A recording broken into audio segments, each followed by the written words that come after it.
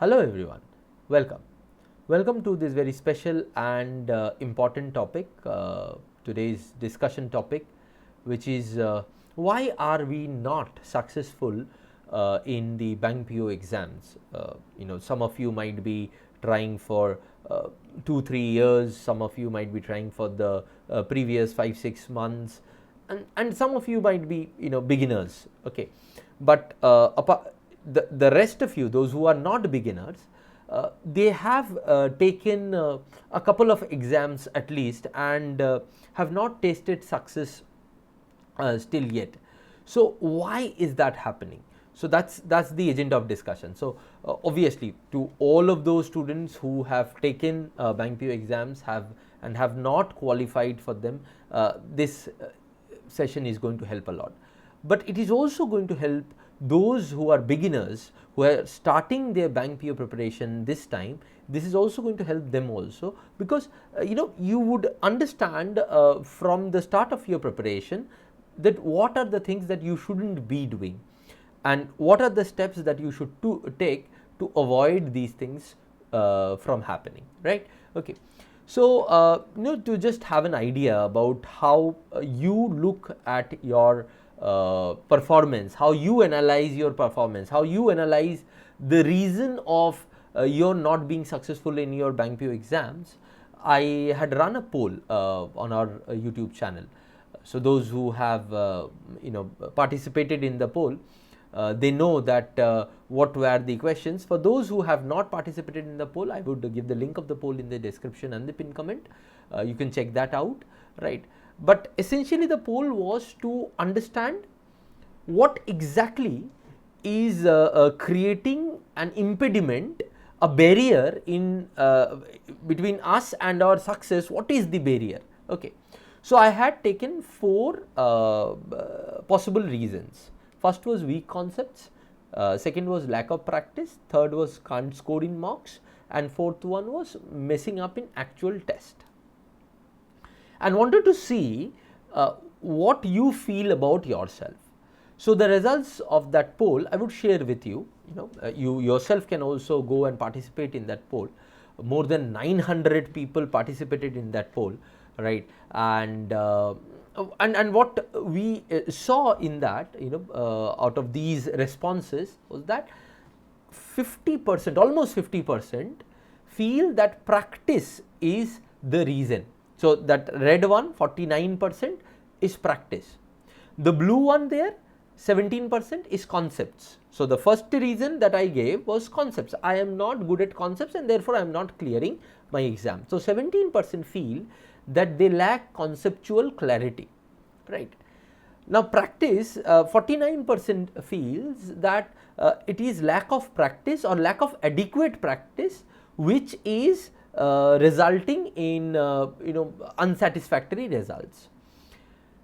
The green one, mocks. Now mocks means that they are not able to score in mocks, that is 10%, and the purple one, tests, that is they do not score in actual tests, that is 24%. So the last two are are derivative of the first two. So please understand it, we cannot compartmentalize in these 4. If my concepts are not done, then I can say that neither my practice had been enough or nor my mock scores would have been adequate, and therefore the chances of getting through in my actual test is also less, right? But then if my concepts are okay but my practice is not enough, then there is every chance that my mocks had not been satisfactory also, and obviously that has led to not having satisfactory results in actual test also. So when we talk about the mocks or the actual tests, so obviously the guys who are not practiced enough, or those guys who are not having adequate clarity of concepts, they also face problem in mocks and actual tests, right? That's okay. But here the poll was about what you feel is your number one reason that is stopping you to qualify for the exam. So when I say 24% in the test, that means we are assuming that these students believe that they are performing well in maths, mocks, they have practiced adequately, and their concepts are on on track, and still they are not clearing it. The people, the green people who are in the category where they feel that they are not being able to score in mock, and therefore they are not able to score in the actual test, right. They feel that their concepts are done, the practice is done, now they have to improve on their scores. Their scores are not happening, right. So this is how you need to look at this data. So now what we need to do is that how do we solve each one of these issues. So we will take each one of these issues one by one, and I will guide you how you can solve it at your end. Also at the end I will share with you some issues that some of you might have forgotten, and also there were some issues that were shared in the comment section. So we will take all of them, and I will also tell you what to do about them, right. So the first issue was concepts are weak. 17% people believe that their concepts are weak, and therefore they have not been able to perform in the exam. And obviously, there is this double meaning to this concepts are weak. So your concepts are weak, and therefore you have not practiced adequately, but you practiced a lot, but still your concepts are weak. These two conditions can happen. So why this happens and what to do about it? First of all, understand, concept building is a slow and painful process. It is always a slow and painful process. It might be the case that in some areas you have a natural aptitude and you get the concepts faster than in other areas, but overall concept building is a slow and painful process, and you don't see regular improvement. There is regular improvement, but you can't visibly differentiate between today and tomorrow, or yesterday and today, right. So what happens is that you feel not very good about it. You see that you are investing your time, you are learning the concepts, but you really are not able to apply them, or you're really not able to have the grasp of it, right. Also it is seen that you forget time and again after some time. So what happens is that you do arithmetic, and 1 month later on, when you pick up some arithmetic question, you really are not in a position to clearly understand what to do in that arithmetic question, because when you go through the question, you feel that there is some gap of understanding that was there when you studied in the concepts, but is not present now. But my dear friends, that is how concept building is always done, and that is how it is. I mean, that's the truth. You'll have to accept it, right. You obviously have to identify why is it happening, and therefore solve that part of the problem. But concept building is slow, okay, and over a period of time you get the benefit of it. But the advantage is that you have time. Today, when you are sitting on February, March, you have adequate time to build on your concepts, and then give the best of your performance inside the paper, right. That's there. That's how you can plan it up, right. Obviously concept building takes time, but that does not mean it takes 1 year of time. No. With sincerity, with regularity, right, and with proper direction. If you have the proper direction, you can do it easily within 2 to 3 months. I'll tell you how. So we'll have to identify the problem that is happening. So what did I say? That the one part of the problem is that my concept is not clear, and therefore I have not practiced. And another part of the problem is that I do concepts and I practice a lot, but still my concepts are not clear. Okay. So there are two kinds of issue here. So first kind of issue is that I'm not able to grasp the concepts. Now this happens normally when we do a lot of sessions, or try to understand concepts only from questions. We jump the gun and go to practice questions, and through lectures or through ourselves only we try to understand the concepts through the questions only, application of questions in the kind of questions that has come in the paper, right. So you would say that that's a good thing, na? That I directly go on to kind of questions that has come in the Bank PO paper and understand the concepts from there. Well, that is good if you have understood the basics first. Before understand that, the sole way of learning concepts that way is not good. Okay, why? I'll tell you. You see, when we talk about anything, percentage, ratio, proportion, English reading comprehension, critical reasoning, there is a basis to it. There is a set base set of assumptions on which these topics stand. There are interlinkages, right? These needs to be understood, these needs to be learned, and obviously based on them you need to do questions of simple nature first, basic application first, and then move on to understanding that how you need to apply them on actual questions. So if you don't do that, if you don't go by this process and you jump to doing actual questions and learning the concepts from there, you're trying to climb the tree from the top, which does not happen, right? You'll have to try to climb the tree from the base. So that is one reason. Second, so that was one part. So if you for the whole lot of time you are on YouTube or you are on internet trying to solve questions of that nature without working on your basics, then stop that, work on your basics, do concept questions, concept builder questions alongside concepts, and then move on to those kind of questions, right? If you are studying with us in the SBI PO IBPS PO 2023 batch, you have seen that this is the way we also do it, right? We teach you one concept, we show you the application, and then we give you an exercise where you can do questions of that nature. Why is it so? This is the reason. And then we will gradually move on to the larger and more difficult application questions. Okay. So that is one. So don't build concepts as byproduct of practice. No, don't do that. Concepts come first and then practice. Okay. But then obviously it is not that we will do all the concepts and then practice questions of each type. No. Even while you are doing concepts, you are practicing questions, but the level with which you would start would be different than the level at which you would reach. Okay. The second problem, what did I tell you, is that when you have done concepts, right, and but you have not adequately practiced it. So what happened? So this, if in this way, the solution that I am giving, in this way, that problem would also be solved, because you will do the concepts, you will do concept builder question, you will have some understanding. I am not saying that you will have 100% understanding. Then we will move on to, you will have 60-70% understanding, you will know what to do. Then we will move on to next concept, right? And then you will do the same thing with there. But then, the problem that you face, that 1 month later on you will forget what to do about that, how to practice that. For that I will tell you in the next slide what to do.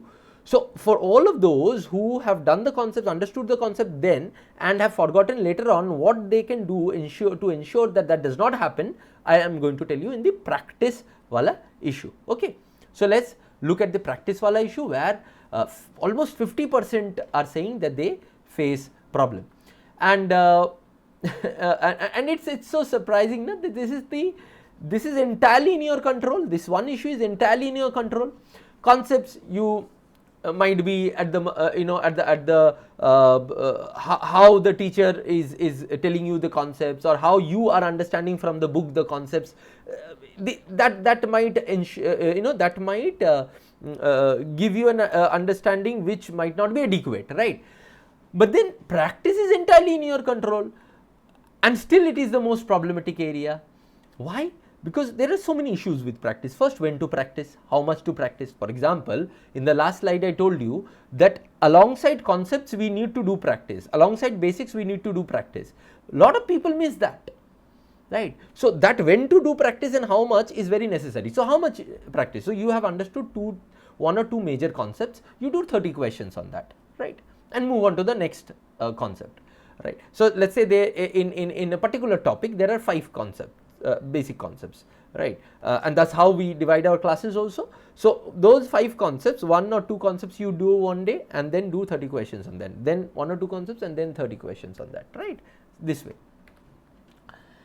So this is the concept based practice. Now after the concepts are happening, and they are happening with some regularity, within 1 month, 1.5 months of preparation, you will be done around with 30-40% of the course. So the first 30-40 days of the course, or course means syllabus of the, you might be preparing by yourself, you might be preparing with us, or you might be preparing with anybody else. But what is the idea here? The idea here is that syllabus, what is there, 30-40% of that is completed, and you have inculcated in yourself the good habits, like reading habits, ability to calculate, all of these good habits are there.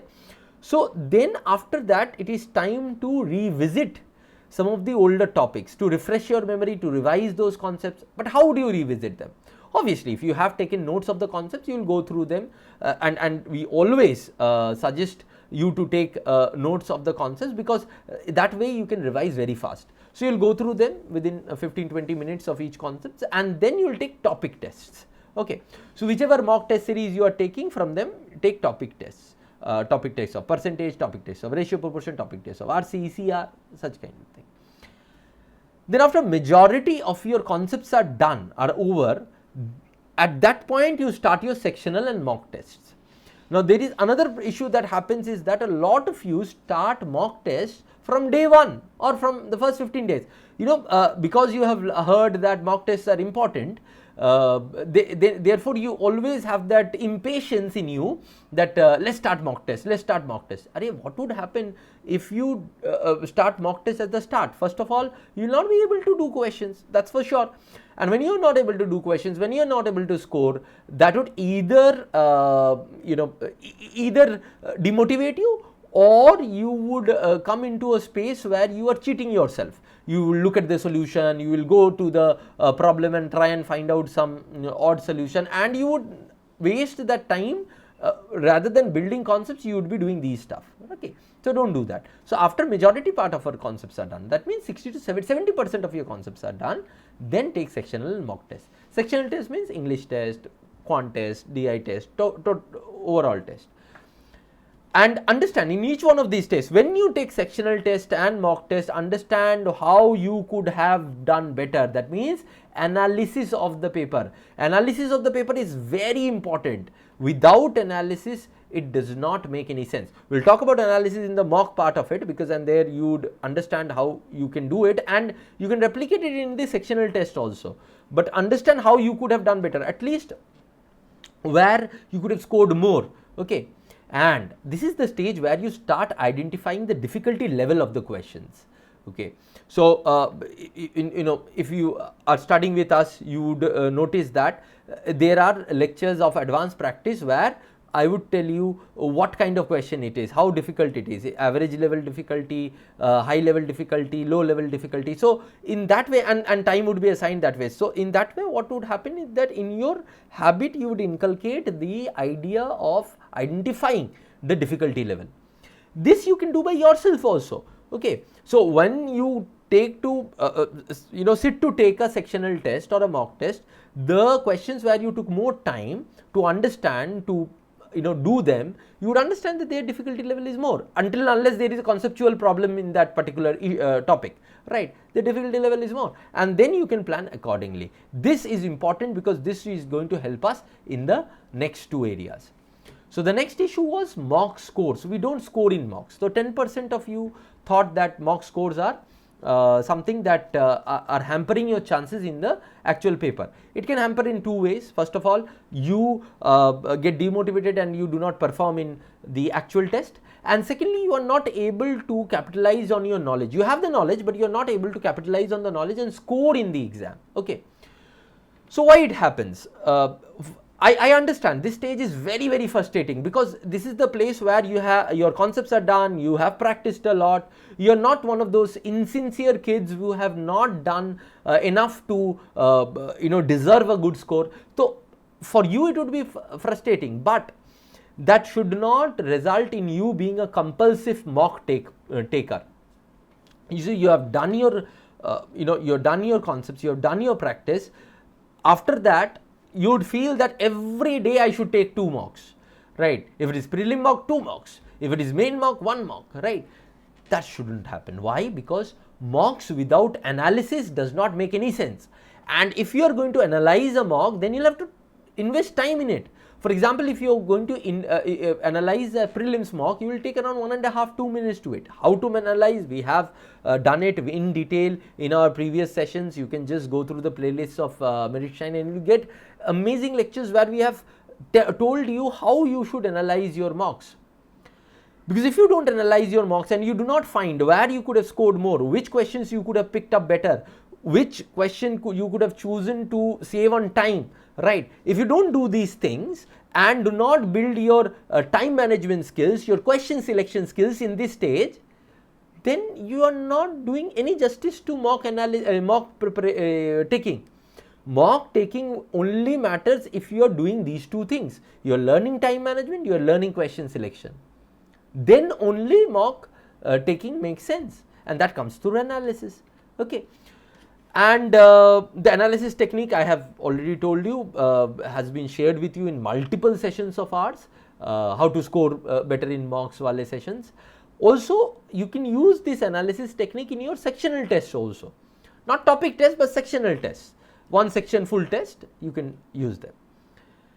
The last issue now, the last issue is actual test.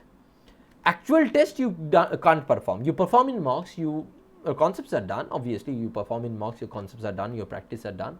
So what happens? And I completely agree. This is the most frustrating point. This is the most frustrating part. Those who are performing in mocks but are losing in the actual tests.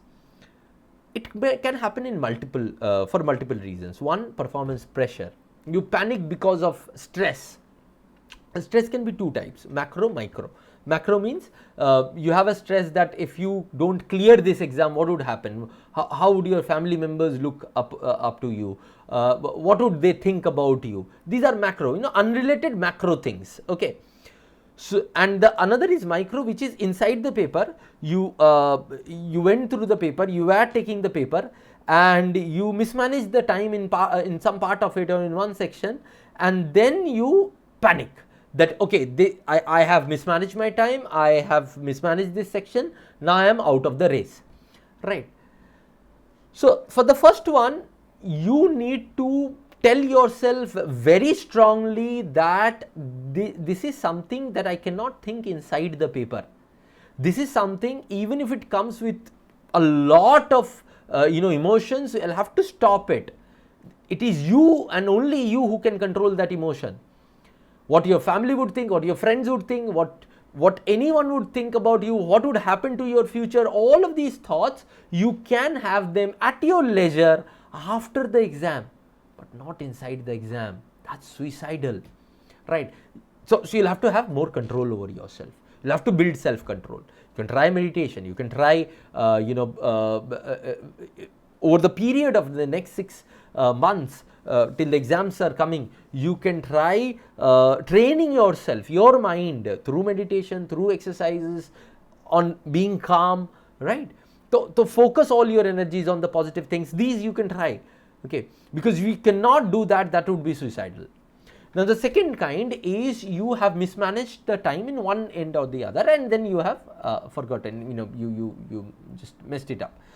So that is, inside the paper you do not know whether only you have messed it up. So inside the paper think that everyone has messed it up, and then take up the new section or the new question as a new opportunity to score and beat your competitors.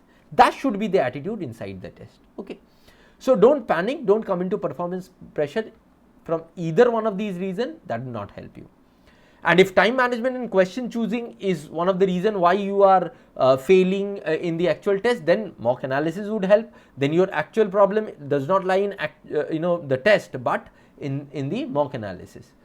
And also there is another thing that I have felt is that in the actual paper, you guys are afraid to leave questions. You don't leave questions. So don't do that, right? Because in mains paper especially, there are questions that has to be left, right? But leaving them when there is time is better than leaving them when there is no time. That means what is the difference? The difference is that you went through the question, you identified the difficulty level. I said, no, difficulty level, everything is connected. The difficulty level, and you said this is difficult, I'm not getting it, I'll leave it.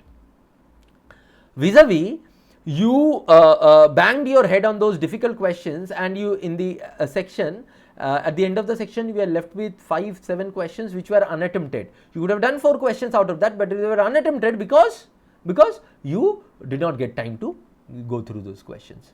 So be practical in that way, right? So those were the 4 issues, and now we'll talk about some additional issues. First is getting stuck in mains.